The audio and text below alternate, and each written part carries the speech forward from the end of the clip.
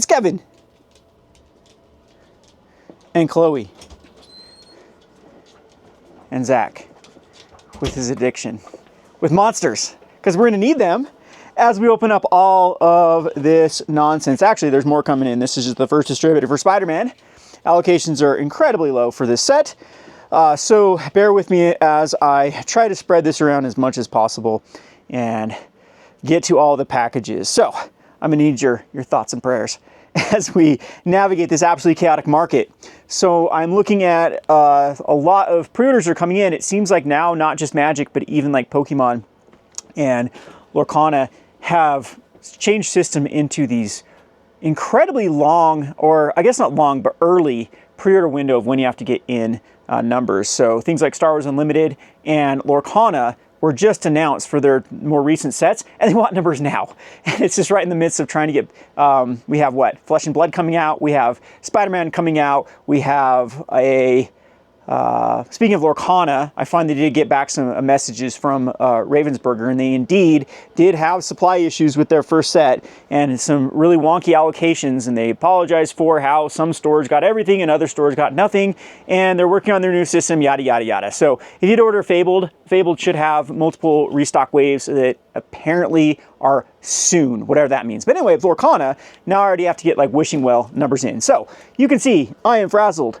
I am probably on too much caffeine and I have a lot to get done. So I thought I'd do a video today here and kind of talk shop of where we're at. And also the Spider-Man is quite fun of a set, and it's just kind of sad that it's getting drowned away by all this like speculative nonsense of the market's just going crazy. We do seem to have collector boosters that have recovered back in price, which does show that the vast majority of normies don't care about like the actual Magic the Gathering culture. So we saw the Spider-Man's collapse after MG Goldfish actually murdered the kind of the value of the perceived collector boosters when they opened up absolutely nothing out of like a case of collector's boosters, and the market freaked out and reacted, where we saw a plunge of prices. Now again, I've had some comments on my video. I think you guys always misinterpret when I talk about things on this channel, when I just like give my thoughts about, okay, could this be? Could this? So it's like posing a question, and then people take it as like, Kevin is crapping thing, Spider-Man is the worst set ever and is going to collapse in value and crash. And my whole point to that video was saying that this is just a sign. If Spider-Man, after one box opening video from a popular channel, can crash it by 200 bucks, that shows you how susceptible that Magic the Gathering is to when it finally does get that new Capenna. And that new Capenna is coming, where it's going to be just such a dud set and the entire market is just going to flip. And that's exactly what did happen with specifically new Capenna, where we saw that massive collector booster box price crash, and then the entire market followed suit. So that's what I'm trying to get at here. I will continue to give you my unaltered thoughts, and you guys can take it for what you want. If you want to misrepresent me, that's fine with me. I could care less at this point because YouTube will do YouTube things. What is Zach trying to patiently show here? What I would say is, if any of you losers are in town, come win the pre-release. Yeah, we're going to give this one away. Why are you calling them losers? Oh, Jeez. I'm sorry. Did I say losers? That's just rude. It says we're giving away a Spider-Man deck box for the pre-release. Yeah, definitely come and play pre-release. That's something I want to talk about here. Actually, I'm going to go show you this with my aftermath of what I did last night. As Zach is probably going to yell at me to clean up my crap before people. It's just board game night. I don't need to clean up my crap, right? So it's my tables, right? Because board gamers are my people. So anyway. The thing that I can't stand right now as I'm finishing my thought is Spider-Man actually seems to be a really fun set. So I kind of went into a blind pre-release opening. I still have not looked at spoilers for this set. So I opened up a pre-release kit last night and actually posted it on my YouTube channel on Rogue Deck Builder, because I do want to start creating content. Ha ha ha. I know, I'll never get back to doing it. But I was reading through these cards, and the set actually seems really well designed for limited. It feels like a lot of these cards are going to have a lot of like synergistic builds.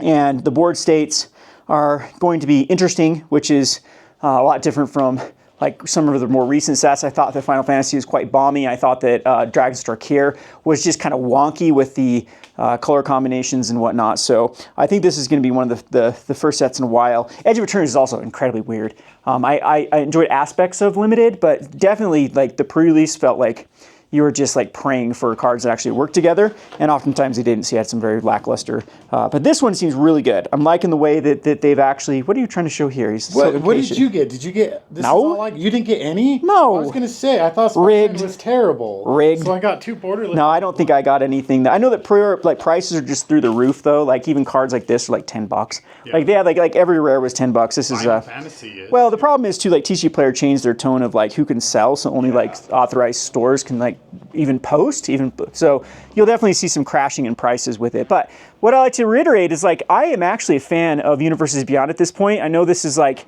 I know Zach is going to cringe over there and throw up, and maybe old Kevin would time travel to come beat me up too. But the thing that I'm really liking about Universes Beyond is it feels like it's forcing Wizards out of their comfort zone to actually design good sets. So that's my problem with, I think, some of these, like everyone is just, keeps talking and praising Dragonstar Tier, and Dragonstar Tier to me almost looks like a very lazy set. So it's, as I stated in my Rogue Deck Builder video, it feels like everything was like a Questing Beast type card. If you're not familiar with Questing Beast in Magic the Gathering, it's just what I call a word salad card. So they just threw on a lot of key abilities and like, oh, this card is optimal for play. And so as far as like someone that comes from, you know, good old Rogue Deck Builder days where I like to try to explore and figure out what combinations of cards actually worked well together, I can't stand cards like Shieldred and Questing Beast and those type of cards because I kind of call them auto-include duh cards that we know that Wizard of the Coast is trying to force down everyone's throat to actually play in like a standard environment. And it's kind of funny though too, is then we have environments that have some unforeseen 2-card combos with Vivian and Agatha Scepters that just end up ruining the format to begin with. And then we see lackluster.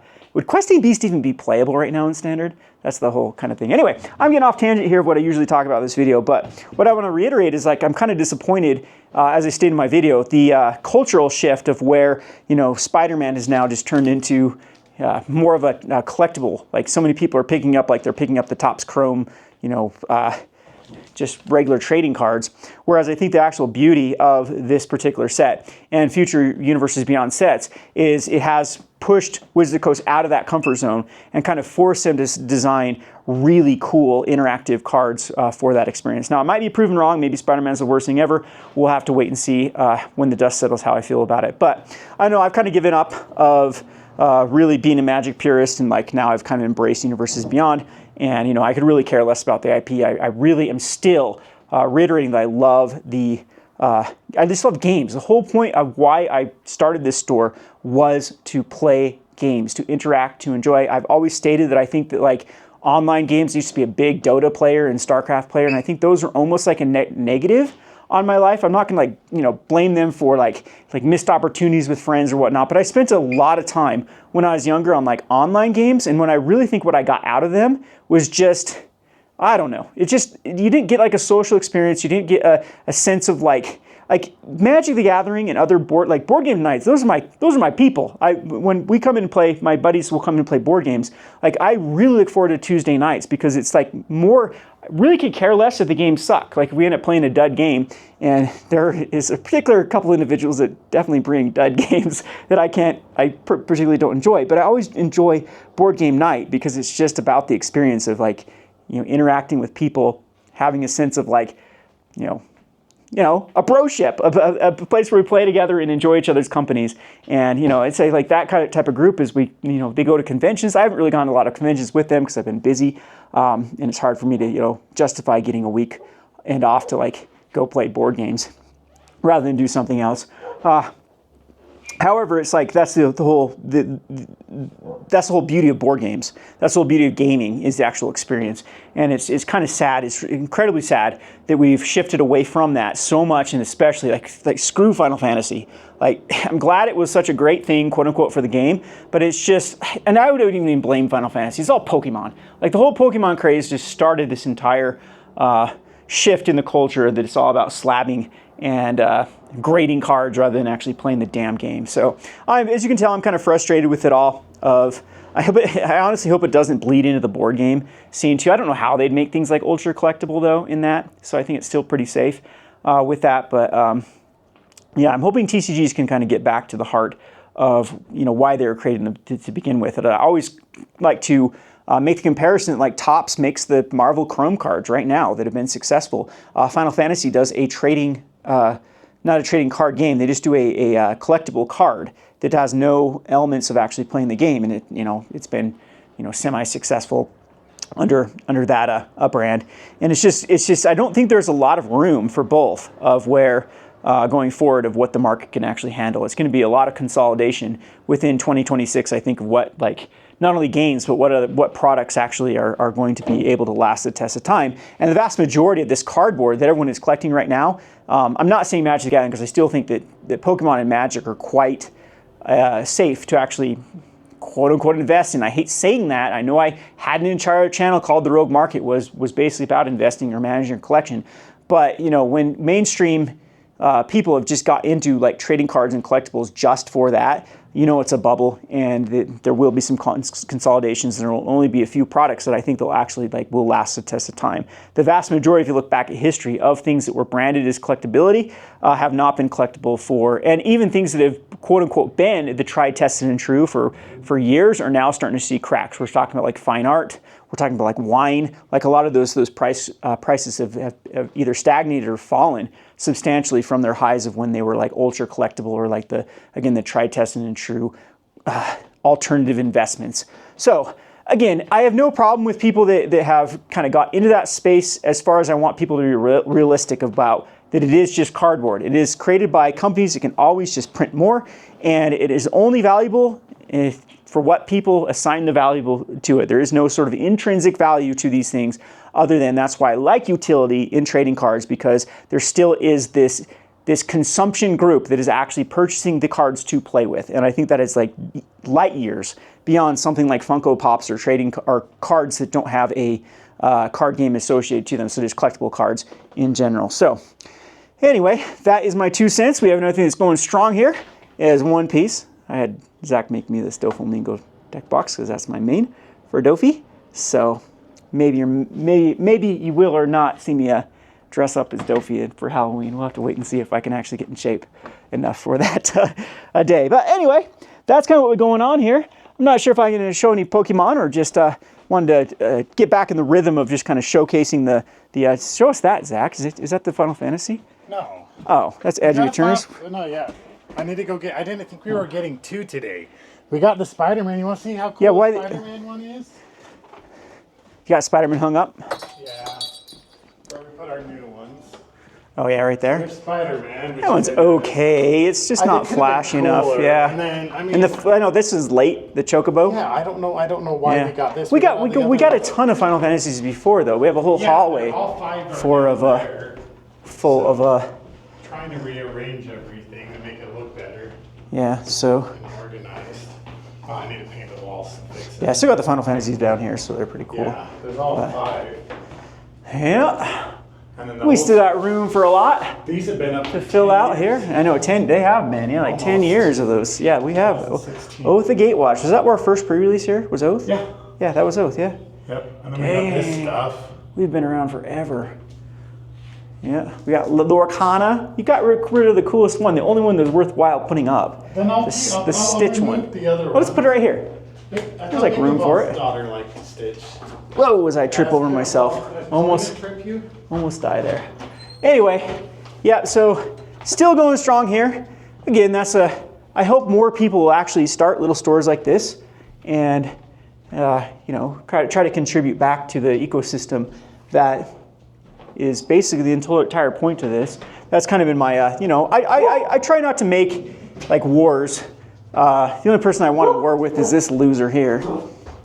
Hey Samus, how are you doing? There's good old Talmadge coming in. But I'm trying to kind of tone down the rhetoric. I don't want to start massive wars with what I call like the kind of the reselling culture.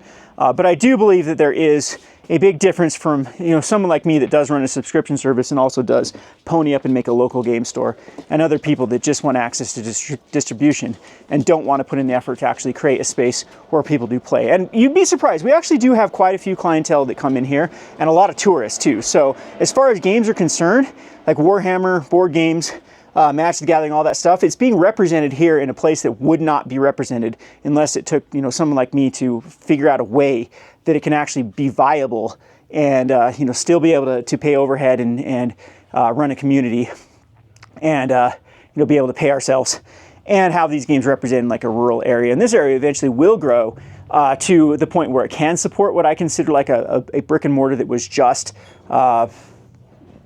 could have enough turnaround with just the locals. But as people have stated before, we're in probably one of the most rural areas for local game store imaginable. So in our general vicinity, we have about 20,000 people in Sevier County. Richfield itself has about 8,000, and the Tri-County area gathers another about 10,000 that come in here to shop at Walmart. So right now, we're still on the very, very low end of like what local game stores could theoretically support before.